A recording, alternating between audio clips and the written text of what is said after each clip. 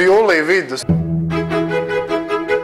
Redz, kur kolēģiem ir dzimšanas diena, kā reiz jūlijā ir sanākuši, kad diviem ir un viņi domāja kaut kā jāatzīmē.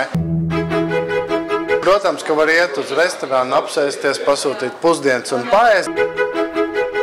Viņi izdomāja daudz kreatīvāk to visu pasākumu uztaisīt, atnākt pie mums un kopā gan pagatavot, iemācīties varbūt kādu jaunu recepti, forši atpūsties pusdienas laikā un paēst.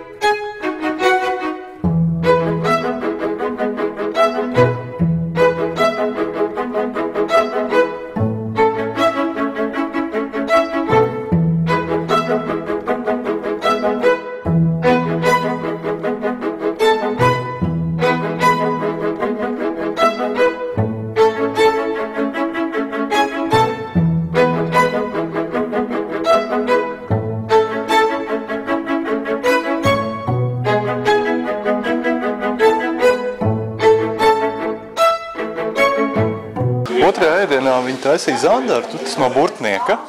Viņi paņēma filēs, mums jau ir izfilētas filēs, tad viņi paņēma ķiploka zieda pumpurus, tos pārgriez uz pusi, salika virsū, lai būtu ķiploka aromāts, nevis asums. Apcepa no vienas puses un pabeidz cepšanu krāsnī 180 grādos, mēram 5-6 minūtes.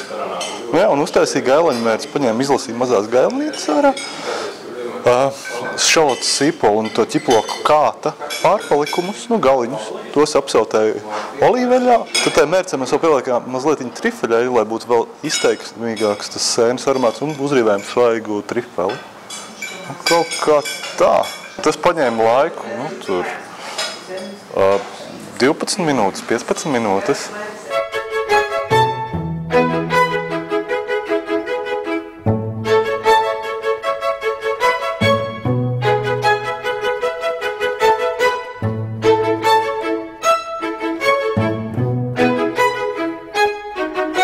Šodien viesi izvēlējās taisīt panna kotu. Saldo krējumu likām sildīties kopā ar vaniļas pāksti un Dansuker želejas cukuru. Uzsildījām, lējām glāzēs, un tad viņš istabas temperatūrā sažulēja. Pa virsu likām ogas, mežā salasītas zemenītes, savenes, mellenes no mētrām plūcām, krūmelenes savērām uz smilgām, likām pa virsu, ar to dekorējām.